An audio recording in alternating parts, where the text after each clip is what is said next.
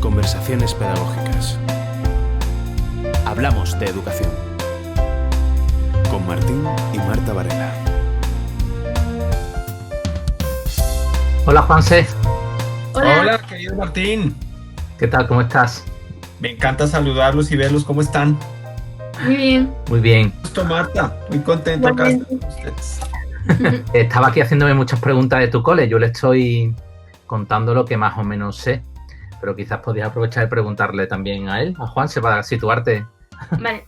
¿A qué te dedicas específicamente? Que no lo sé. Lo he intentado explicar, pero será que los padres explicamos mal y si encima somos profes, peor todavía. Bueno, Marta, por un lado, como le dije a Martín, muchas gracias por invitarme a este programa y estoy muy contento de estar acá con ustedes. Y mira, yo soy profesor de meditación y soy profesor de psicología positiva o psicología del bienestar y cuidado de las emociones. Y soy vicerrector de este colegio que se llama el Gimnasio Moderno de Bogotá, que tu papá conoce muy bien porque nos ha apoyado mucho en estos años, que es un colegio muy especial. Y como vicerrector hay una persona que está encargada de la parte académica. Entonces yo estoy más encargado del programa de formación humana. Eso es básicamente lo que hago. Vale.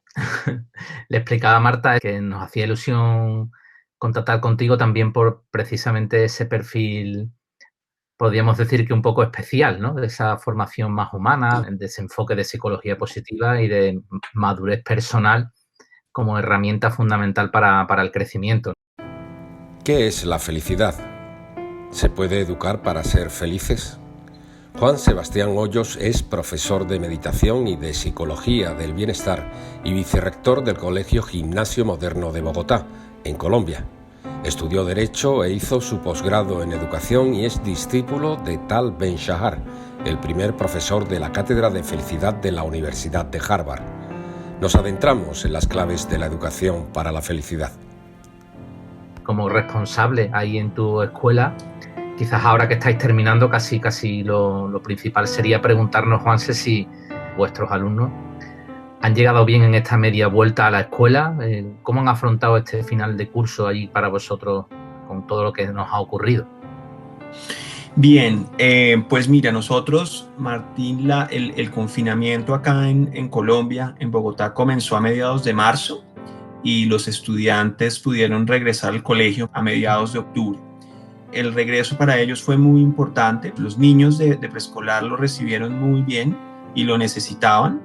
Y los estudiantes también, sobre todo los estudiantes de los últimos grados y de último grado también, que estaban muy, además de las dificultades, de las complejidades de este momento, de la incertidumbre, del miedo, pues la tristeza de tener que hacer un último año que es tan especial para cualquier estudiante por los hitos, por los rituales que hay en ese último año, la celebración, la banda, los deportes, las actividades que organizan ellos, su revista, sus encuentros. Entonces lo recibieron muy bien y sobre todo poder ver a sus amigos y poder ver a sus profesores. Entonces yo siento que en estos meses, nosotros comenzamos el año en enero y terminamos el año en diciembre y tuvimos los grados este sábado y las ceremonias de cierre. Pudimos hacer los grados presenciales y los sentimos también muy en medio de todo con mucha fortaleza, conscientes de que les tocó algo muy difícil, pero también eso le tocó a todos los estudiantes en el mundo, ¿no? Y a todos los seres humanos. Entonces, lo sentimos en medio de todo bien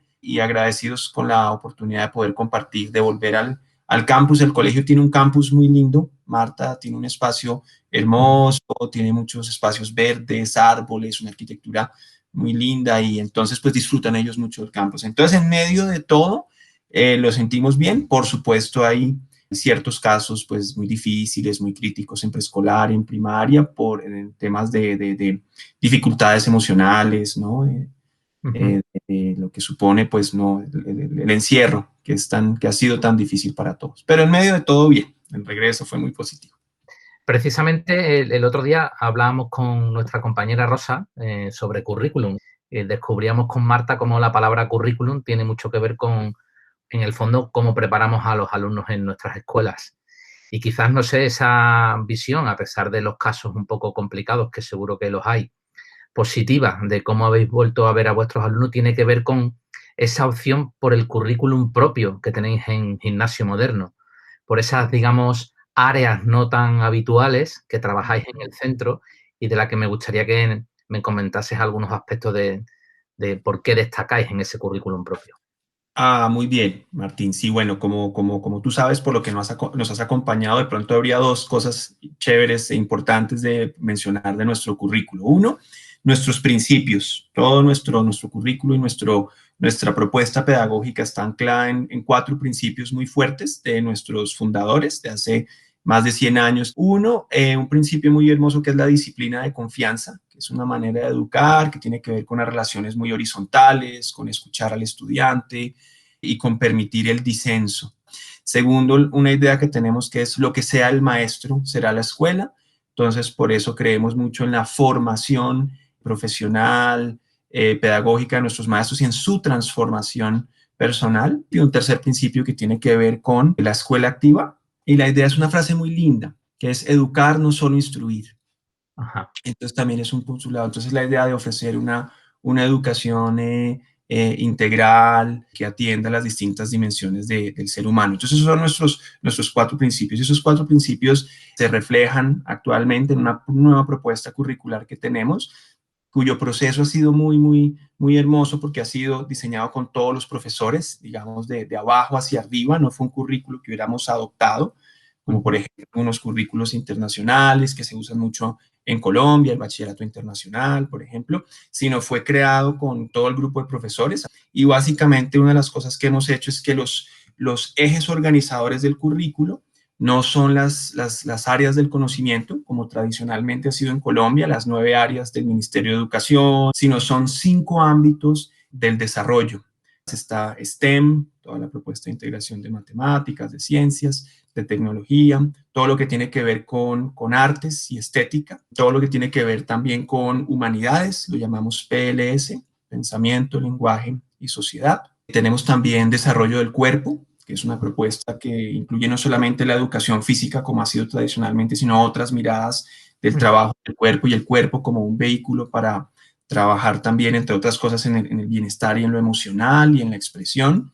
Y otra que llamamos desarrollo personal y proyecto de vida. Y trabajamos temas de desarrollo del carácter, de valores humanos y bueno, y también nuestra propuesta de educación positiva para el bienestar y el florecimiento. Entonces, así es como funciona nuestro currículo. Lo has visto, ¿no, Marta? Como algunas expresiones, a veces las palabras traducen grandes intuiciones, ¿no? Cuando hablamos de la disciplina de la confianza, más allá incluso de lo que decimos aquí, disciplina positiva, ¿no? Ese confiar, o incluso esa última área en la que especialmente tú trabajas, Juanse, que es la de casi de proyecto de vida.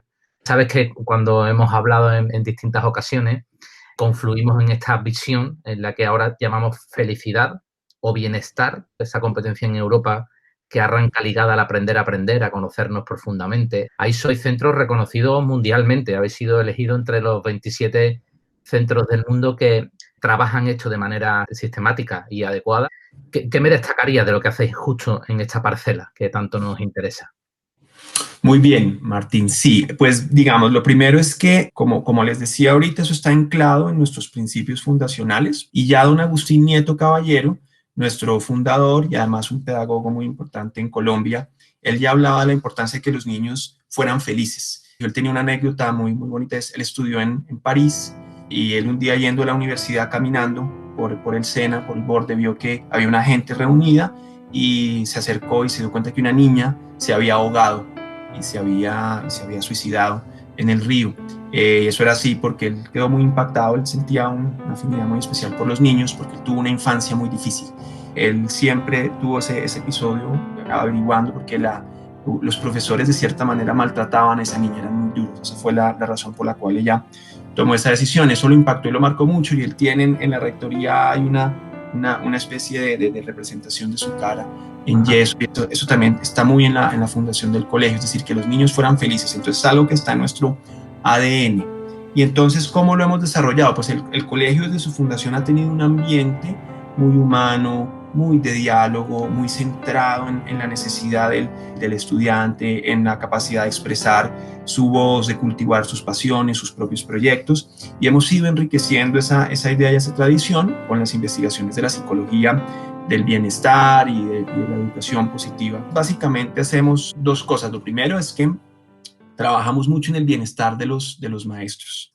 Lo hacemos por un lado, también por esa idea, lo que sea el maestro será la escuela, y porque creemos que si algo educa, también como lo decía John Dewey, es el ejemplo y el ambiente que construimos. Trabajamos mucho en su bienestar, por un lado desde la Escuela de Maestros, en la que tú, Martín, nos has apoyado tanto, tú y Trilema, que han sido tan importantes y tan valiosos en estos años, tan inspiradores.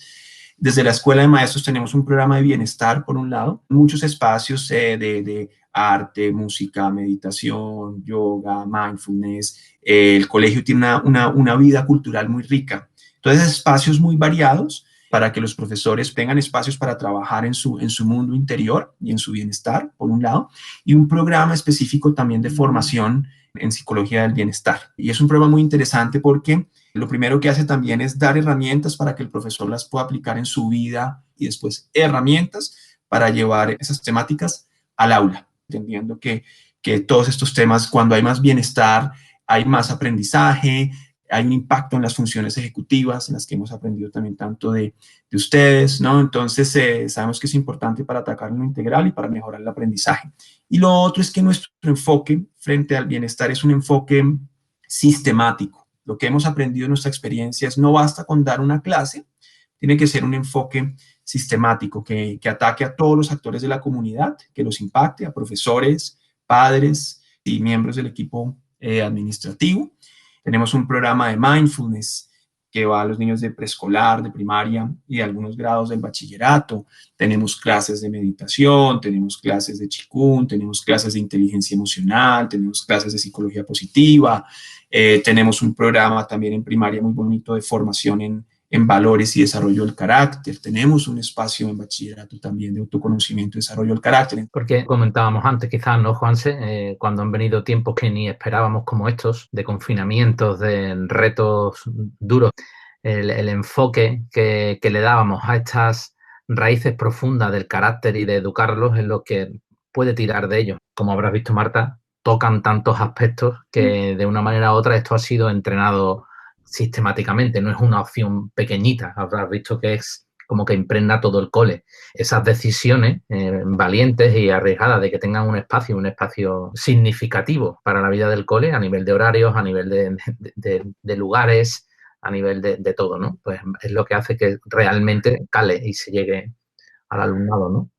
Yo no sé si de lo que te ha contado Juanse, Marta, alguna cosa que... Y yo quería preguntarte que si todos los talleres que estáis llevando a cabo y todo eso os ha costado mucho imponerlo o ha sido fácil. Mira, esa es una buena pregunta. Yo siento que en el colegio ha sido fácil, porque estos temas, como te contaba, están alineados con nuestros principios y con nuestra razón de ser, y porque ya nuestros fundadores hablaban de la importancia del bienestar y de la felicidad como uno de los propósitos de la escuela. Y el rector, desde el principio, cuando yo le empecé a contar que estaba estudiando estos temas que me interesaba mucho, que los veía muy, muy pertinentes, se identificó mucho con ellos y los ha apoyado muchísimo. Pero sé que no todos los colegios o las escuelas, no es así. Hay escuelas que tienen proyectos que son de excelencia académica exclusivamente y sienten que todas estas cosas pues son accesorias o no le corresponden al colegio. Creen que todo lo que tiene que ver con la formación humana, con los temas emocionales, pues le corresponden a la familia. Entonces, tiene que ver mucho con la propuesta pedagógica y con las convicciones pedagógicas de cada centro, de cada escuela, su dificultad o facilidad a la hora de implementarlos y de creer en ellos. Ahora, yo creo que lo que ha pasado en este año y en general en los últimos años, que ha puesto en el centro del debate pedagógico la salud mental, el bienestar, el autocuidado, el manejo de las emociones, creo que ha ayudado a que los centros en el mundo y la educación en el mundo también le dé una mayor importancia. Entonces yo creo que cada vez poco a poco va siendo un poco más fácil que esto esté en la mente de los líderes educativos. Y una cosa que tú decías, Martín, perdóname, que me parece muy interesante también cuando le diste paso a Marta, es que creemos, y también lo que dicen las investigaciones, es que al trabajar en los elementos que le aportan al bienestar, estamos trabajando también en construir capital psicológico y en dar herramientas para afrontar la adversidad y la dificultad, porque la vida de cualquier ser humano está rodeada de dificultad, está rodeada, por supuesto, de cosas maravillosas, de momentos muy felices, pero también de frustraciones, de dolor. Entonces también ahí estamos creando capital psicológico para ello, y por eso creemos también en la importancia de estas herramientas. Más cuando nos cuesta trabajo torcer el brazo de la inercia de la escuela más centrada en lo académico, como comentabas, también sacamos datos que relacionan directamente felicidad con mejores resultados académicos. Por eso quizás la valentía que comentábamos antes, no sé desde tu punto de vista, ¿qué piensas, Juanse? ¿Seremos suficientemente valientes en todas las escuelas para dar este salto y apostar de verdad por nutrir las raíces del carácter, del forjar la voluntad y de vincularlo al bienestar profundo de nuestros alumnos? Pues mira, yo siento, Martín, que con lo que hemos visto este año, cada vez hay mayor voluntad, y cada vez en debates, por lo menos en Colombia, el Ministerio de Educación, las Secretarías de Educación y personas que tienen influencia en las políticas públicas están hablando del bienestar. Yo soy optimista en ese sentido, y creo que esa es una de las cosas buenas que deja lo que hemos vivido este año, pues que ha sido, por supuesto, tan difícil y tan dramático.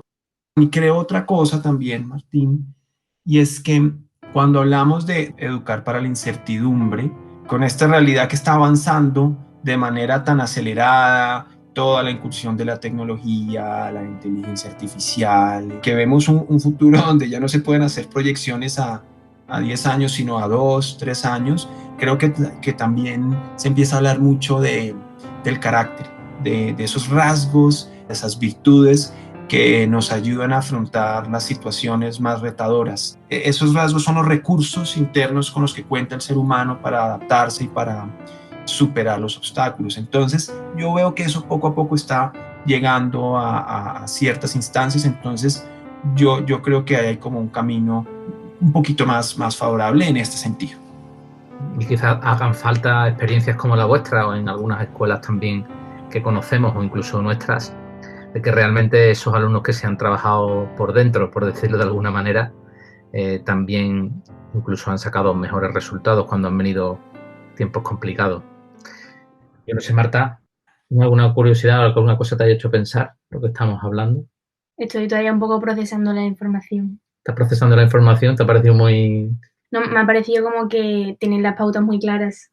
Hay algo de pronto que no les conté, que me gustaría contar adicional, que no te conté, Marta y Martín, que son digamos, las dimensiones o los elementos en los que trabajamos cuando hablamos de bienestar. Y es un poco lo que entendemos por bienestar, cuáles serían como las habilidades asociadas. Hay como 8 cosas importantes, que son: 1, la importancia del autoconocimiento y del desarrollo de las fortalezas del carácter. 2, todo el tema del manejo de las emociones. Primero, aprender a gestionar las emociones, y algo muy importante para la psicología positiva, que es el cultivo de emociones positivas. 3, un tema esencial son todas las habilidades sociales, porque si algo le aporta a la felicidad de un ser humano es la calidad de sus relaciones, no tanto la cantidad. 4, el cultivo de metas, tener sueños y saberlos cómo concretar y trabajar por ellos, es algo también muy importante. 5, esencial, la búsqueda de sentido. Nosotros estamos muy influenciados también por todas las ideas de Viktor Frankl y la logoterapia, el gran psicólogo y psiquiatra que superó un campo de concentración y hablaba del sentido como la pulsión más importante en el ser humano, la búsqueda de un sentido, hallar sentido en el trabajo, en el amor, en las dificultades. Entonces trabajamos esa construcción de proyecto de vida. 6, todo lo que tiene que ver con el bienestar físico, que es muy importante. Y finalmente, todo lo que tiene que ver con la resiliencia.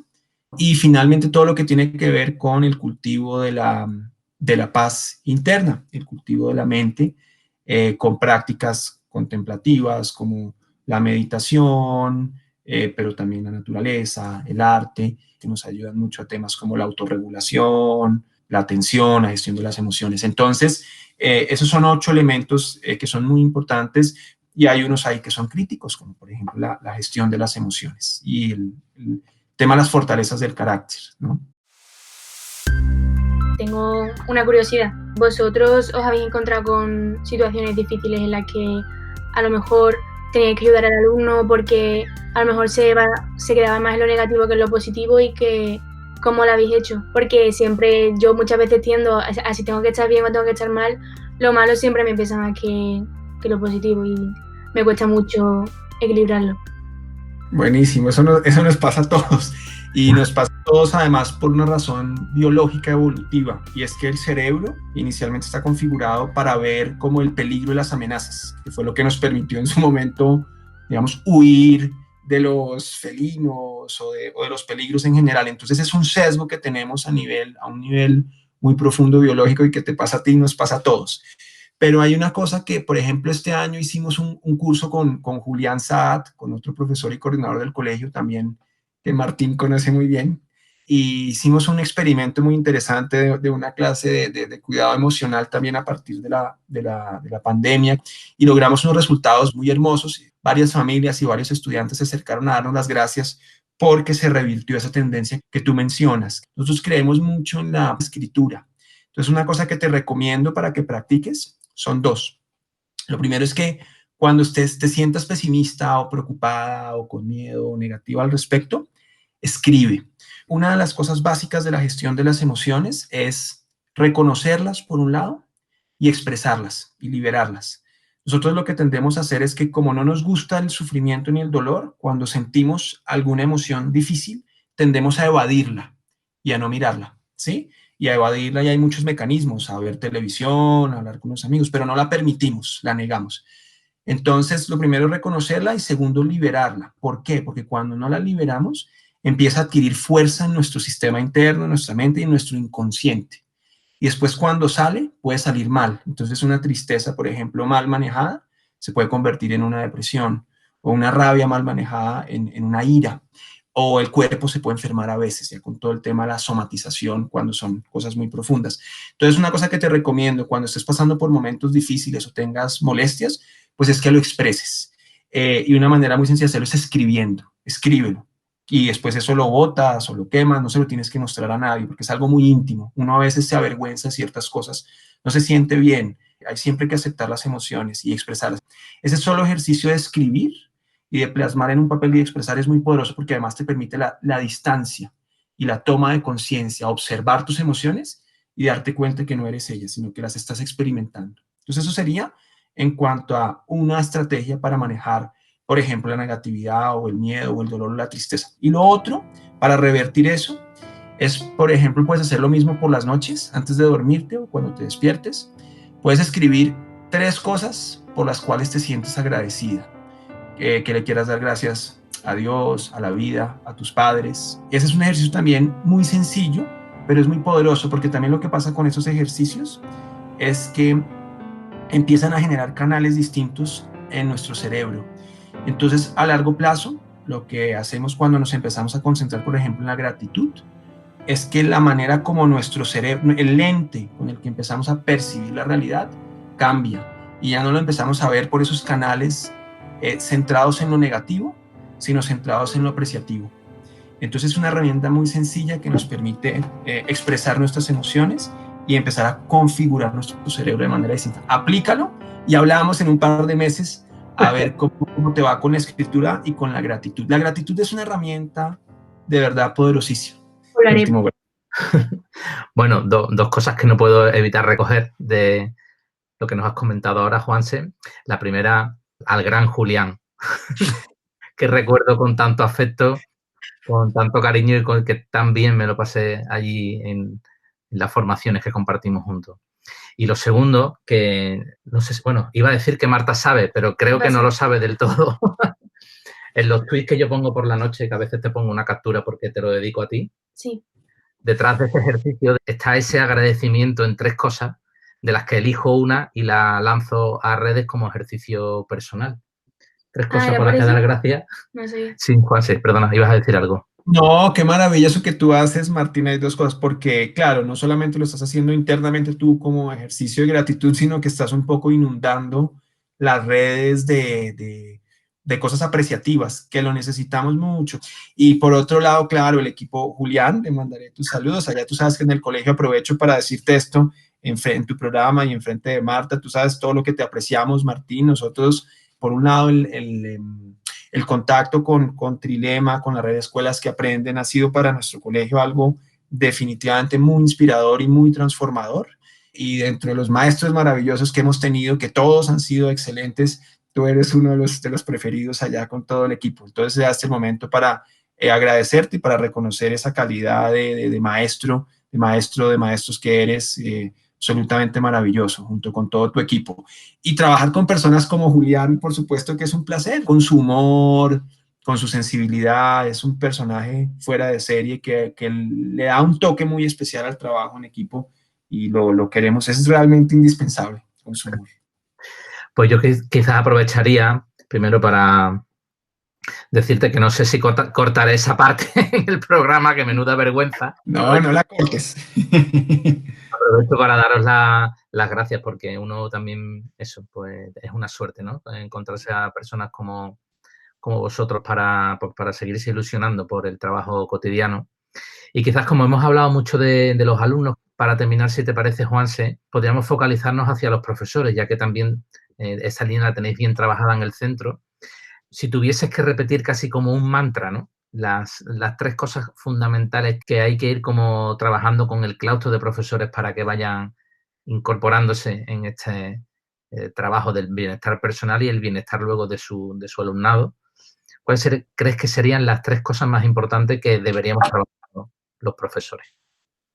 Mira, yo te diría que hay 3 cosas muy importantes que sería: uno, el tema de la gestión de las emociones, del cuidado emocional. 2, hay una herramienta muy poderosa que es la meditación o ciertas prácticas contemplativas o ejercicios de respiración o de relajación. Nos ayudan a 2 cosas muy importantes: cultivar como un estado de mayor serenidad, y 2, nos ayudan poco a poco a aprender a tomar distancia de nuestras emociones y de nuestros pensamientos. Entonces eso le aporta mucho a la autorregulación, a la gestión emocional y al cultivo del mundo interno. Y lo tercero, yo te diría que dos cosas adicionales: por supuesto, todo el tema de las habilidades sociales para aprender a relacionarnos mejor, teniendo en cuenta que las relaciones son tan importantes en nuestra vida, con todo, con nuestra familia, hijos, padres y con nuestros colegas y estudiantes, y el autoconocimiento, conocernos nosotros primero y ayudarle a nuestros estudiantes a conocer sus fortalezas. Creo que esos 3, 4 herramientas son esenciales para el bienestar, la felicidad. Sí, que felicidad es como una emoción positiva, bienestar entendiendo como ese concepto mucho más amplio donde puede haber momentos de tristeza y de sufrimiento y dolor, pero hay en general un continuo, hay como la idea de una vida con un propósito y para afrontar la dificultad. Yo siempre cuento una anécdota, creo que ya me estoy extendiendo, pero se las quiero contar, que para mí ha sido muy reveladora. Y ahora que los veo, además que me conmueve mucho. Yo tengo una hija, Lucía, ella tiene 2 años y medio. Y yo tuve una relación con mi papá absolutamente maravillosa. Mi padre murió hace 8 años. Mi papá fue un papá mayor. Entonces la relación que tuvimos fue distinta porque yo con él no hice lo que tradicionalmente hacen los papás con sus hijos, por ejemplo, de hacer deporte, de jugar fútbol, de ese tipo de cosas, porque mi papá por su edad y por sus limitaciones no podía, pero yo con él caminé mucho. Lo que hice con él fue caminar toda la vida, acompañarlo a caminar. Mi papá era un hombre muy culto y era un hombre casi ciego. Tuvimos una amistad lindísima. Yo siempre tuve mucho miedo a la muerte de mi papá. Fui hijo único y por esa amistad tan cercana, como que siempre estuve muy apegado a él y lo quise mucho. Y él tuvo un preinfarto en el año 93 y casi se muere, pero no se murió. Él finalmente murió en el año 2012. Y cuando él murió, lo que a mí me permitió hacer un duelo muy bonito, sin saberlo en su momento, no de manera consciente, porque yo todavía no había llegado a esto, fue la gratitud. Apenas él murió, inmediatamente yo lo que me dije a mí y lo que le dije a la vida, y le dije pues a Dios, soy una persona creyente en mi caso, yo le decía, como lo veía no es la vida se lo llevó ya, sino es pude disfrutarlo 20 años más. Ujú. Después, al estudiar estas cosas, vine a entender que mi fortaleza principal es la apreciación y la gratitud. Entonces, viendo en retrospectiva, después lo pude unir y me di cuenta que lo que me permitió a mí hacer el duelo de uno de los episodios más duros de mi vida fue esa fortaleza mía, ¿sí? Sin saberlo.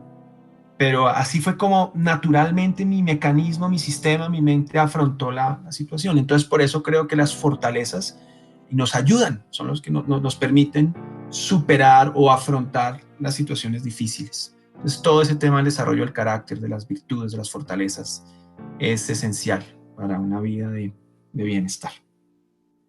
Pues con ese trocito de vida y de corazón compartido, poco puede decir uno, ¿no? Dar gracias a que esa intuición ahí te sacó adelante, y también que acercándote a eso, a lo que ahora estudias y pones en palabra y pones en vida en el colegio, pues también es que es posible, aunque uno no lo traiga de fábrica, educarse en esa gratitud y en esas fortalezas que comentas para afrontar con mayor fortaleza nuestro devenir futuro, y no solo nuestro devenir, sino el de todos, ¿no? Construir para todo el mundo.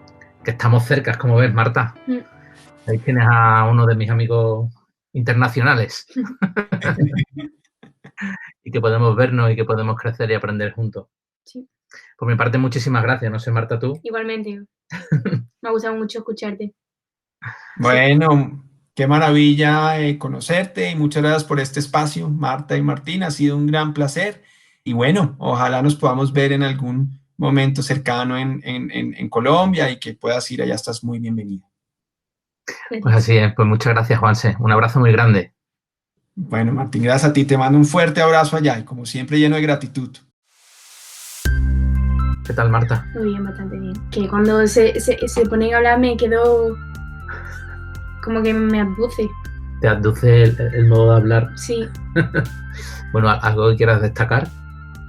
que la mayoría de las veces que me ha costado incluso hacer preguntas porque explicaba que tenía todo tan claro y tantas pautas que digo, anda, lo tienen todo súper bien organizado, pero ya después lo que cuesta poner en práctica todas esas cosas. Pero que yo pienso que si todos ponen de su parte, pues que puede que haya una mejora rápida, pero claro que cuesta mucho, ¿sabes? Estás al revés de lo que ha dicho él, ¿eh? Focalizándote en lo negativo. No, bueno, Cuesta, no, cuesta. Claro que cuesta. Bueno, pero precisamente lo que estamos es No. viendo buenas prácticas y ejemplos de los que poder inspirarnos para, ¿no? Sí. No me da cuenta que me queda lo negativo, pero que no, que es verdad, pero que tú lo piensas y dices, aparentemente, ¿no? Es todo muy fácil, pero que si hubiesen más personas como Juan Sebastián, todo sería mucho más fácil. Pero Bueno, ya van unas pocas, ¿no? ¿Cuántos llevamos entrevistados? Un montón, ¿no? 13, ¿13 ya? ¿14? ¿15? 13 creo. ¿12? 13. ¿11? ¿4? Ya está. 13 creo. Bueno, entonces, y van a venir más. Todos son focos positivos. Vamos a tener que cambiar ese cuesta a anda, es posible. Pues sí. Sí. Yo no digo que no, que sí. Me ha dicho que cuando tenga pensamientos negativos que escriba, y también que 3 cosas por lo que agradecer, ¿no? Cada día. Y luego ha dicho cuando lo escriba que lo botes A la papelera. a la papelera o a quemarlo. Lo quemo, que más lo más guay. Bueno, Marta, pues nada. Hasta la próxima. Pues nada, Adiós. adiós.